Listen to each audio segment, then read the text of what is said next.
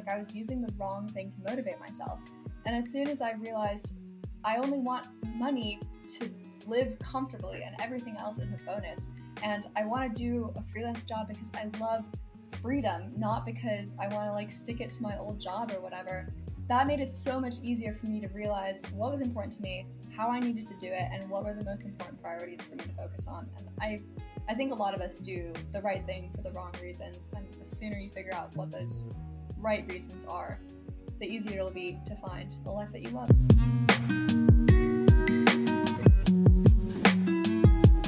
Welcome to the Mindful and Dream podcast, where we help you to not lose sight of what's really important while chasing your dreams.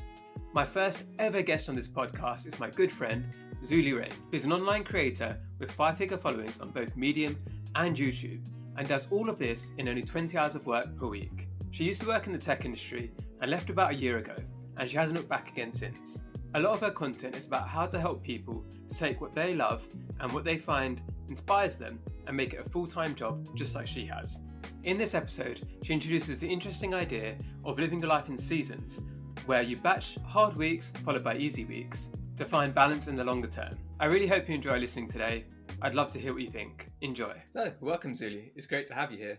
Thank you for having me. It's weird to be on this side of the camera because you've already interviewed me a few times before. Yeah, it's a novelty for me as well. This is going to be fun though. So in the introduction, I mentioned how you're basically living the dream life of what I hope to be one day in a way. But what I want to get from you first is, what's some common advice that you disagree with? I think for me, the common advice that I disagree with is thinking that you can like pursue that dream job or that dream career. And I heard this a lot actually from people similar to you, like, oh, you found out what you love to do, you found your dream career, you're writing for a living, you've achieved it. And it's true that I prefer writing to, being an account manager, which is what I was in my previous job.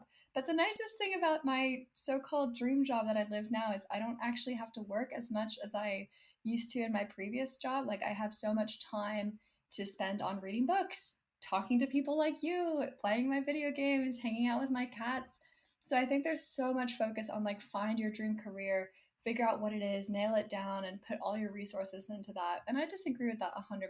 Like your dream career, I don't think it exists for most of us. I think the best of us, or at least the best that I can certainly do, is find the job that I enjoy the most while making me work the least. Yeah. And that's kind of the two parts of the equation, right? It's like you have to do some work and you want to enjoy what that is, but it doesn't mean you need to do 40 hours a week or you need to do 80 hours a week because you're so passionate that you want to do it all the time. And I think that's a mistake sometimes people make, is that they're like, I'm doing my dream job, so then I should be doing this all the time. I should be working 24 hours a day because otherwise I don't love it enough. Otherwise I'm not committed enough.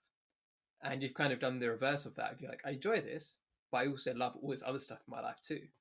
Has there been a time in the past when you've really struggled for finding that balance? Like, how did you come to where you are now in terms of this working arrangements you have, where you're doing like 20 hours a week roughly, and what helped you to realign and to make those changes in your life? Yeah, so I've fallen on both sides of the spectrum before, right? Like I've had weeks where I didn't have to do a lot of work, so I just didn't do any. And I found that obviously that really set me up to fail later on in my like sort of career. So the weeks that I didn't do anything meant that there would be months that I would be either overworked or like really struggling to find work. So it didn't set me up for success. So that only came from experience, right? It was only knowing like, oh, I have to be doing some stuff all the time to make sure that I have money coming into the funnel months into the future. I didn't know that when I started. But the other side is, especially before my husband moved back, which was in March, I was just kind of lonely a lot, and I worked a lot because that's really all I had. That was my hobby. I worked so much that when my husband did arrive, I had like I just kind of, this has happened actually twice since then. Like in March, I did hardly anything at all because I could not muster any energy because I was so overworked from the months before he'd come. And I just sort of collapsed and didn't really feel like working at all. And then I kind of built it back up. April and May. May especially was a really, really good month for me, but I had a lot of opportunities that I had a hard time saying no to. And so I worked really hard through those. And then again in June, there were some other factors that kind of made me break down, but the fact was the underlying foundation was that I was overworked, I was stressed, I was tired, And then as soon as some extra pressure came on, I was like, okay, I'm crumpling. That's it. I'm done for the entire month of June. And it was hard to pick myself back up from that. But mostly I did it actually by kind of realizing, yeah, even though this isn't my dream career, there are things I enjoy doing. So when I was overworked and stressed, I think I was kind of caught up a little bit too much by the greedy aspect. With a freelance job, you can keep saying yes and you can keep getting more money and you can keep getting more work if those opportunities are coming to you. And I had to realize, like, no, actually, hang on, I don't want to. I'm not doing this because I want to work. I'm doing this because I want to live. And that, again, has come through experience. You mentioned there where you're working so much and weight because you were lonely and you had, it was almost like, would say it was filling a void because of the pandemic and because of the things that are going on in the world where you didn't have other things to do. And I guess I felt this myself as well, where I didn't have a social life. I couldn't go out, I couldn't see people. So I threw myself into writing and other aspects. I can see in hindsight that wasn't so healthy, but do you feel the same way that if it wasn't for the kind of situation you were thrust into, that you might have had more of a balance? Yeah, I think I definitely would have had more of a balance if I hadn't had that sort of coping mechanism because I was using it as a crutch. I wasn't doing it because I loved it, although that did make it a lot easier. I was doing it because I had nothing else at that point. Like, yeah, I was like trying to find something that would bring me a sense of happiness and fulfillment. And work does give me that to some extent, but I would get all I could and then I would just keep working to keep looking for what I was like, that sense of fulfillment. I just couldn't get any more. Whereas now I get my fulfillment from, like, yeah, spending time with Tom and going on for activities together. And here in the States, at least, it's gotten to the point where we can go see other people. So I've been spending time with friends in person, which has made me realize, yeah, it's not just work that I get that sense of fulfillment from. It's mostly from hanging out with, yeah, the people I love. Did you find that even before? So is this something which you've done in the past where when things have got difficult or when you've been stressed out in other aspects of your life, that you've thrown yourself into work? Or is this the first time this has happened for you? It usually goes one of two ways, actually, that I've just described. Like, I either am so stressed out from external events that I kind of am thrown into, I guess, a sort of passive state where I don't feel up to doing anything, like not even going out to see my friends, definitely not doing any kind of work. I just sit and don't feel like doing anything or building anything. And then, yeah, the other state where it's more like manic and I feel like I have to throw myself into work.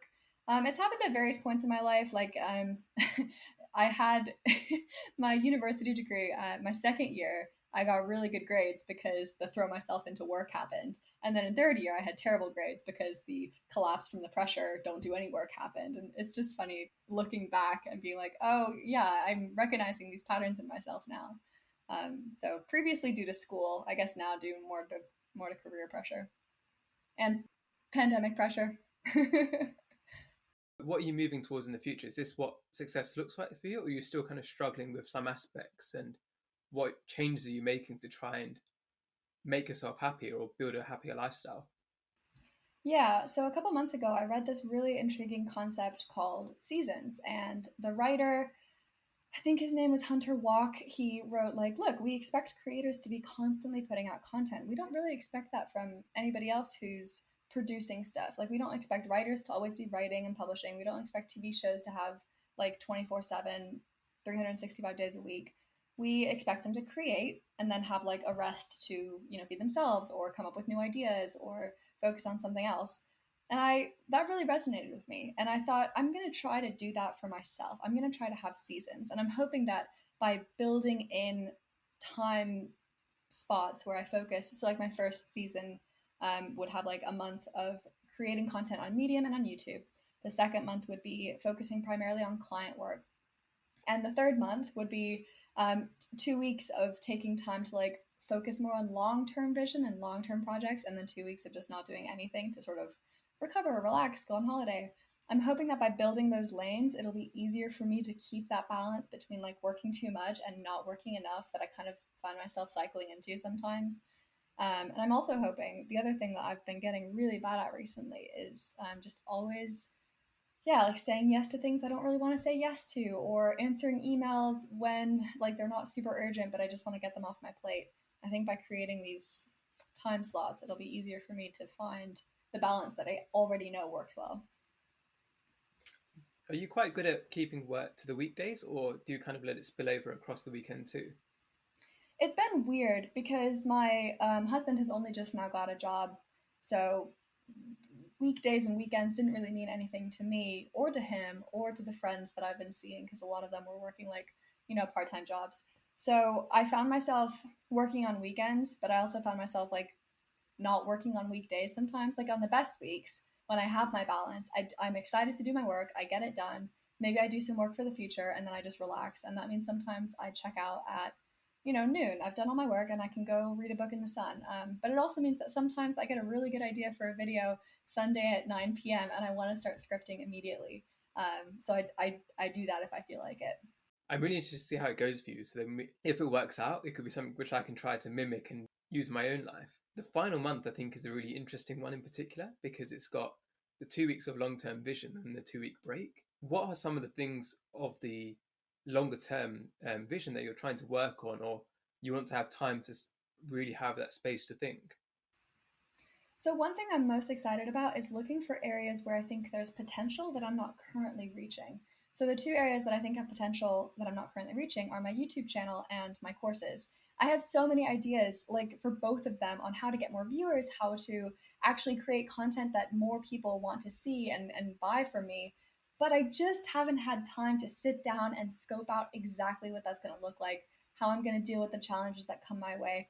And I feel like those projects are the kinds of things that can really do with having a couple of days to think about it, like maybe taking time to sketch it out on a piece of paper.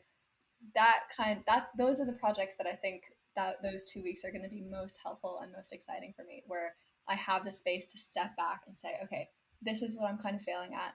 This is where I want to get, and this is how I think I can get there. I think it's quite a common problem where people have these big ideas, these grand ideas, but it's never urgent enough to get done or get started. So it's always on the to do list. I don't know. I used to feel a sense of shame that I've got this great idea, but I'm not spending any time on it. I'm not getting it done. Is that something you feel where you know that you could do better in certain aspects, but because you haven't had the time, and then you see it on your list and you're like, like I'm wasting time or I'm not getting enough done. Yeah, I think that shame of having it on the to-do list and it's there the next day and it's there the day after because you always have things that are more urgent. That's definitely something that I struggle with as well. Like the course has been on my to-do list since April. We're in July now and like I could have made time, but I always preferred to prioritize like, oh, I have to get this Medium post out today. Oh, I need to answer my YouTube comments. That can't wait. That has to happen right now. And yeah, when your nose is to the grindstone, I mean, even for someone like me where I have like hours in the day where I'm not working at all, even though I could have used those for planning hours, I preferred not to. It was always more fun to like because there was no sense of urgency. And I'm hoping also by delineating those 2 weeks for that vision that I'm going to be more like, okay, so I only have 2 weeks. I want to make the most of it. This is going to be what's going to set me up for success for the next season. Let's sit down, let's actually get it done and have a think about how it's going to work. Whereas when it's always like the lowest priority number on your to-do list, it's easy to keep pushing it away for sure. Hi everyone, I hope you're enjoying the episode so far. I want to take a quick break to ask you to check in on yourself. There's many people struggling with balance, and there's nothing to be ashamed about. The tips that my guests and I share can hopefully help you along the way. But if you already feel overwhelmed or burnt out, it's probably best that you ask somebody for help too. For some, this might be a friend or family member, but others might feel like they have nobody they can talk to. If you're one of these people, check out the link in the show notes. It's for United for Global Mental Health. They've got helplines all across the world with people willing to listen on the other side. It's important to let somebody know how you're feeling. Now, back to the show.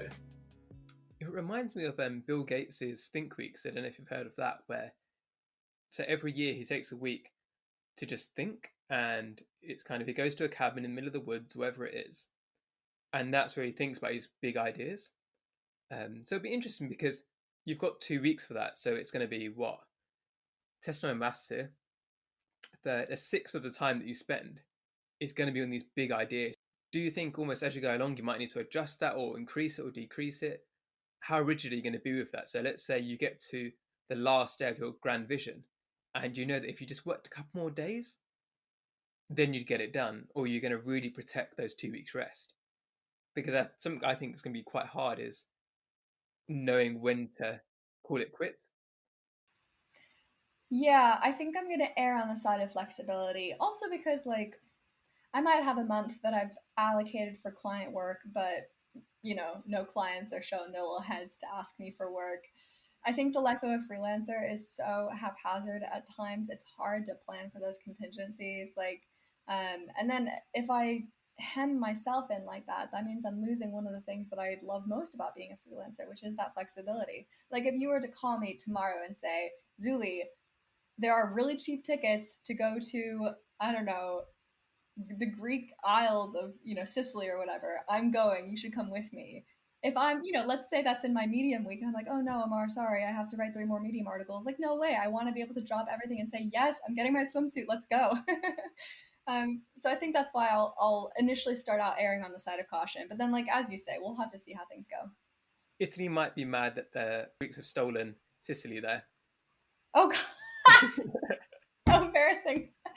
I did not score highly on my geography test. I'll tell you that for free. Yeah. I'm sure they'll forgive you. Then this final 2 weeks is, I think, something's really interesting. Where so I took a week off when I quit my job and I was going into this new career of all this excitement I'm going through at the moment. And having that week off, I found really hard to get back to work again because I'm really good at completely switching off. So if I am off, I am off. I'm not thinking or planning or doing anything. I am just in the moment. And it's really good for when I'm there, but then the aftermath of when I'm back of having that rustiness is quite difficult for me. Are you concerned about that at all in your plan of if you're having 2 weeks off? Do you think it's going to be hard to get back into the swing of things again? And will that kind of cost you some time and then mess up your plans a little bit? Yeah, so I did have this thought because I'm like you. Like once I've kind of been derailed, it's very hard for me to re-rail. You know what I mean? It's hard to get back on track. So I did think about that and I thought Medium and YouTube, that's the creative stuff that I love doing. And I was hoping that by setting that after my break, it would make it really easy for me to be getting excited about the articles that I was going to write and the videos I was going to create. And I'm very lucky. I know the YouTube comments are a terrible place for a lot of people, but my community is so nice to me. Like they really hype me up. And so for me, like that's something I'm super looking forward to is I love reading my YouTube comments. So I'm hoping that that will help me segue back into work because that's where a lot of my best Medium and YouTube ideas come from actually is engaging with the community on Medium and on YouTube. And that really inspires me and makes me want to create. Do you think in those 2 weeks it's going to be no emails, or I know that when I take time off, I look at the emails, see if they're important or not, and then if they're not important, I leave them. And generally, nothing is that important that if I'm off, that I can't leave for another week. So are you going to ban emails, ban work, and really relax, or is it going to be the kind of hybrid? I'm off, but I'm not really off. So here's my issue because I normally do the same thing you do. I'm like, all right, I'll check my emails just to make sure nothing is urgent. And usually nothing's urgent, right? That's the thing. It's all people, mostly people who can wait for a week or 2 weeks. Um, but my problem is when I see those pile up, that starts to really stress me out. And I'm like, oh, I have got to answer these emails. They're just hanging over my head. And every time a new one comes in, I'm like, oh my God, more work for me to do when I get back. And I just get so anxious about it. So I think, and it's not like they're actually time sensitive. Most of them are, yeah, like they can wait a week or 2 weeks, especially if I, put out an out of office email and let them know. Because a lot of people ask me questions, and I think like I don't want to say that they don't deserve an answer soon. They do, but as long as they're aware that they might be waiting 2 weeks for an answer, I think that's okay. Um, but I think I'm gonna try to like delete the app off my phone, do my best to not check it on my laptop, and just actually sign off and check out because I used to be so good at doing that for my corporate job, but I can't bring myself to do it for my current job, and that feels like I still deserve the time off. I should still be prioritizing that for myself. Do you feel that extra sense of responsibility because you are your own boss?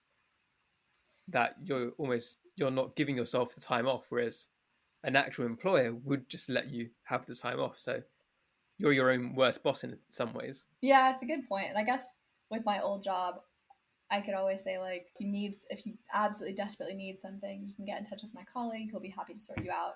and I can't do that because I'm my only colleague, me and the cats, and I can hardly fob them off to like Astrid, like, oh yeah, my cat will get back to you as soon as she's on the email duty this week now. So I think that probably is a large part of it. Like only I can take my responsibility for not answering those emails. So Have you ever considered getting a virtual assistant or getting somebody to help out on that side, or is it you're too concerned about the personal touch and making sure that it's you responding personally? yeah, so I think I do want a personal assistant. I've been thinking about it, but most of the emails I get are from people asking questions about Medium. And what I would love to do is get someone who knows about Medium or at least is familiar, because a lot of times the answer already exists in one of my articles or my YouTube videos. And if it doesn't, frequently it should. And that's where I get a lot of my ideas for content. It's like, oh, a ton of people have been asking me about, this new lists feature or whatever. Just moving on from like your season's idea there, which I think is great, and I really hope it works out for you. What's a mindset shift that you think the audience could make and it would make them happier and achieve better balance in their life? I think it's so important to know what you're aiming for when you start to do work. Like when I quit my job, a lot of it was from resentment because I felt like my talents weren't being used at my job. And when I sat down to like make my income goals for the next year, it was driven by greed rather than like actually thinking, okay, this is the money I need to be happy, and then the rest I can put towards the future. So, especially in the beginning, I really struggled with feeling responsibilities to my freelance job and like really worrying about income when I really didn't need to be because I was going at it for the wrong reasons. Like I was using the wrong thing to motivate myself.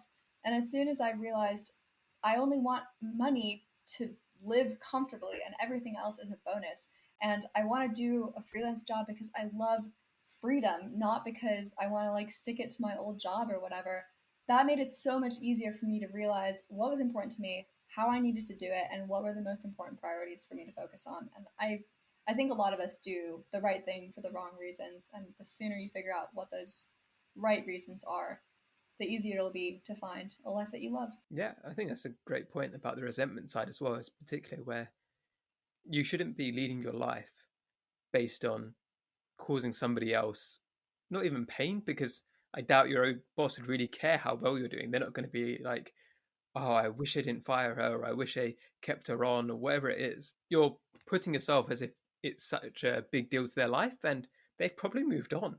So if you're being motivated by that anger, but that person doesn't even care anymore, it's just, what's the point? You're not getting anywhere, and it's just that anger is eating you up inside more than anything else. Yeah, it was so one sided, I think. I was, as soon as I was like, they do not care about me anymore. They've got their own stuff that they need to focus on, and I should probably do the same. That made me so much happier, yeah. It's been a pleasure to talk to you, Zulie. And for the audience who aren't familiar with you, where can they hear some more from you, and where can they learn more about what you do? Yeah, the sort of hub for all my work is zuliewrites.com. From there, you can see my latest videos, my articles. You can find all my links for like LinkedIn, Twitter, Instagram, Medium, everywhere else. And you'll also have the chance to sign up for my newsletter. I send out emails twice a week about how to make a living by writing about what you love. Awesome. Thing I want to finish on to wrap up is, what's something that's recently brought joy to your life? One small thing. We got home from a flight yesterday, and as soon as we came home, my cat jumped into my arms, and I was like, "She really missed me." That made me so happy. What about the other cat? He was very chill. He showed his face, and he was very casual. I could tell that he was happy to see us as well, but he's not quite as clingy or needy as Astrid is. Uh, maybe next time. Maybe next time. Yeah, he's quite heavy though, so I'm glad that he did. He's like 23 pounds, so he's a chunky cat. So I think that would be. I only have weak little noodle arms, so all for the best, I think. Thanks for coming on, Zulie, and talk to you soon. It's a pleasure. Talk to you soon, Amar. Thank you so much for having me on.